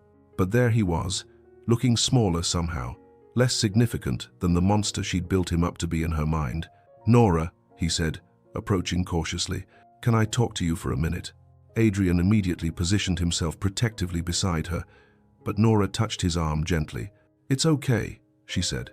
They stepped away from the crowd, Marcus keeping a respectful distance. "I saw the news about the vow renewal," he said. "I wanted to. I needed to apologize." Nora raised an eyebrow. "For which part? Kicking me out? Blaming me for your failures? Or selling lies about me to the tabloids?" Marcus flinched. "All of it. I was angry and bitter, and I took it out on you because it was easier than facing my own shortcomings." "Yes, you did," Nora said simply. "I know my apology doesn't change anything," Marcus continued, "and I know I have no right to ask for your forgiveness, but I wanted you to know that I see now how wrong I was. You were the best thing that ever happened to me, and I destroyed it." Nora looked at her ex-husband and felt nothing. Not anger, not bitterness, not even satisfaction at his obvious regret. Just nothing. "I forgive you," she said. Marcus looked shocked. "You do?" "I do," Nora confirmed. "Not because you deserve it, but because I refuse to carry the weight of your mistakes anymore. I forgive you, and I release you from my life. Completely." "Nora." "Goodbye, Marcus," she said firmly, then turned and walked back to Adrian. Adrian was watching her with an expression that was part concern, part admiration. "You okay?" he asked. "I'm perfect," Nora said, taking his hand. "Let's go celebrate." 1 year after renewing their vows, Nora and Adrian stood in the newly opened Eleanor Bennett Center for Educational Equity. It was Nora's dream made real, a comprehensive support center for underserved students, offering tutoring, mentoring, college counseling, and family support services. Adrian had funded it, but Nora had designed every program, hired every staff member, and shaped every aspect of its mission. It was entirely hers, and it bore her mother's name. "Your mother would be so proud," Adrian said, his arm around her waist as they looked at the bronze plaque bearing Eleanor's name. "I hope so," Nora said. "She always believed education could change lives. Now we get to prove her right." The center was already serving over 200 families, and they had a waiting list of 300 more. It was making a difference, a real, measurable difference. "You know what I realized today?" Adrian said. "What?" "A year ago, I thought losing you was the worst thing that could happen to me. And it was the most painful experience of my life. But it was also the catalyst for becoming the person I needed to be." He turned to face her fully. "I don't wish we'd gone through it. I hate that I hurt you, but I'm grateful for what it taught me. That love isn't about possession or control. It's about partnership and growth and choosing each other, over and over." Nora touched his face gently. "We almost didn't make it, but we did," Adrian said, "because you were brave enough to demand better, and I was humble enough to actually become it." "We make a good team," Nora said, echoing words from what felt like a lifetime ago. "The best team," Adrian agreed. That evening, they drove home to the townhouse they'd bought together, a fresh start in a space that belonged to both of them equally. As they got ready for bed, Adrian noticed Nora looking at something on her phone. "What are you smiling at?" he asked. "An email from Maya's mom," Nora said. "You remember Maya, the 7-year-old from the shelter? The one who loves to read? That's her. She just got accepted into a gifted program at her school. Her mom says it's because of the tutoring and confidence she built at the center." Adrian came to read over her shoulder, smiling at the grateful message. "That's because of you," he said. "It's because of us," Nora corrected. "None of this would exist without both of us." They climbed into bed, and Adrian pulled Nora close, her head resting on his chest. "I love you," he said into the darkness. "I love you too," Nora replied. And this time, she believed it without reservation. This time, the love was built on truth and work and genuine change. This time, it would last. Asterisk, asterisk, epilogue, asterisk, asterisk. 5 years later, Nora stood at a podium addressing a crowd of education advocates at a national conference. The Eleanor Bennett Center had expanded to 3 locations. Their model had been adopted by organizations in 12 other cities. Hundreds of students had gone to college because of their programs. But today, Nora wasn't talking about programs or statistics. She was telling her story. 5 years ago, she said, I stood in the rain with a suitcase, having been thrown out by my husband who blamed me for his failures. I had nothing, no job, no home, no sense of who I was beyond what a man had told me I was worth. She paused, looking out at the audience. I could have stayed broken. I could have believed what he said about me, that I was a burden, that I'd never be anything on my own. And for a while, I did believe it. Nora's eyes found Adrian in the front row, sitting beside their 2-year-old daughter, Emma. But then someone saw me differently, not as a project to fix or a damsel to rescue, but as a person with value and potential. He gave me an opportunity, and I took it. I rebuilt myself, piece by piece. She smiled, and then I almost lost it all again, because the person who'd helped me rebuild said something in a moment of weakness that broke my heart. Words that echoed my deepest fears about myself. The audience was completely silent, hanging on every word. I left, and I had to decide, was I going to let one terrible moment define us, or was I going to see if people could actually change? Nora's voice grew stronger. The difference between my first husband and my second isn't that one hurt me and one didn't. They both hurt me. The difference is what they did after. One blamed me for pointing out the hurt. The other took responsibility and did the work to change. She looked directly at Adrian. Real love isn't about never making mistakes. It's about what you do when you make them. Do you blame the other person, or do you look in the mirror and ask yourself how to be better? Nora concluded her speech with words she'd learned through hard experience. Don't settle for someone who only apologizes with words. Wait for someone who apologizes with action, with consistency, with genuine change, because that's the only apology that means anything. The audience erupted in applause, but Nora only had eyes for Adrian, who was wiping away tears while holding their daughter. After the speech, he met her backstage, Emma in his arms. "Mama!" Emma squealed, reaching for Nora. Nora took her daughter and kissed her cheek, then looked at Adrian. "You told our story," he said. "I told the truth," Nora replied. "That love is messy and complicated, but it's worth fighting for when both people are willing to do the work." Adrian kissed her forehead. "Thank you." "For what?" "For not giving up on me, for demanding better, for showing me what real love looks like." Nora smiled. "Thank you for becoming the person worthy of that love." As they left the conference center together, Nora, Adrian, and Emma, Nora thought about how far she'd come, from the woman standing in the rain with nothing, to the woman who'd built everything she dreamed of, not because a man saved her, but because a man saw her potential and she chose to believe in it. And because when that same man failed her, she'd been strong enough to walk away until he proved he could be better. Some stories aren't about starting over. They're about refusing to settle, about demanding that the people who love you actually show it through action, not just words, about understanding that you're worth the work it takes to build something real. Nora had learned all of life, that the hard way. But standing here now, with her daughter giggling in her arms and her husband looking at her like she hung the moon, with a center bearing her mother's name, changing lives every single day, she knew every painful step had been worth it. Because she hadn't just survived.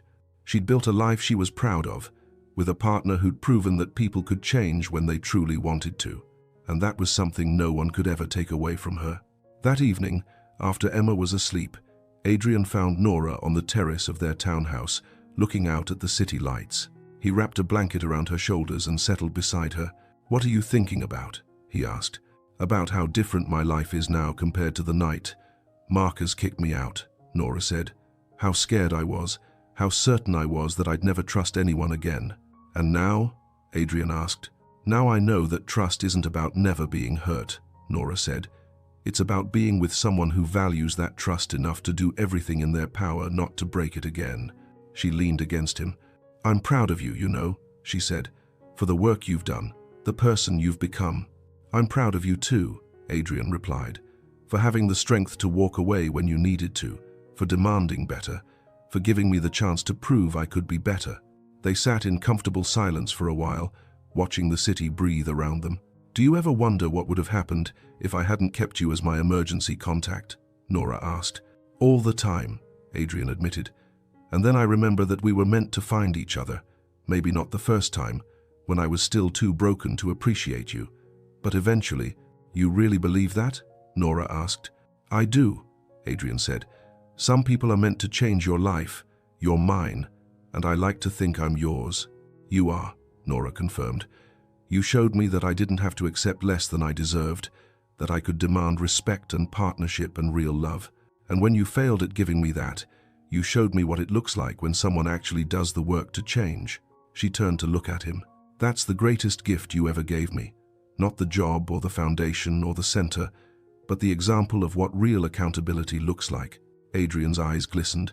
I almost lost you because I forgot that for a moment. I'll never make that mistake again. I know you won't, Nora said, because you've proven it every single day for 5 years. That's not luck or chance. That's choice. Your choice to be better. Adrian pulled her closer. My therapist asked me last week what I'm most grateful for. What did you say? That you loved me enough to leave when I wasn't treating you right, Adrian said. Because if you'd stayed and just accepted it, I never would have been forced to confront my own issues. Your leaving saved me as much as it saved you. Nora felt tears slip down her cheeks. That's the most beautiful thing you've ever said to me. It's the truth, Adrian said simply. They stayed on the terrace until the city grew quiet and the stars became visible through the light pollution. And when they finally went to bed, Nora fell asleep feeling something she'd never felt with Marcus: complete security in being loved exactly as she was. Sometimes the person who hurts you and the person who saves you are the same person. The difference is what they do after the hurt. Do they make excuses, shift blame, and repeat the same patterns? Or do they look in the mirror, do the hard work of change, and prove through consistent action that they've become someone different? Nora's story isn't about a perfect love. It's about a real one. About two people who failed each other and had to decide if failure meant the end or if it could be the beginning of something stronger. It's about understanding that you teach people how to treat you by what you accept, and that walking away from someone you love because they're not treating you right isn't giving up. It's respecting yourself enough to demand better. And sometimes, when you demand better, people rise to meet that demand. Not always, not even often, but sometimes. And when they do, when they prove through months and years of consistent action that they've truly changed, that's when you know you've found something worth keeping. Not because it was easy, but because both people valued it enough to fight for it the right way.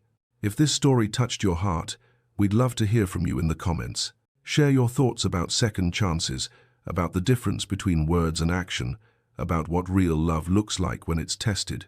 And if you haven't already, please subscribe and hit that notification bell, because stories about resilience, redemption, and love that's earned rather than given are what we're all about. Thank you for being here. Thank you for watching. And remember, you are never obligated to accept less than you deserve, no matter how much you love someone. Real love doesn't ask you to diminish yourself. It helps you become more. Until next time.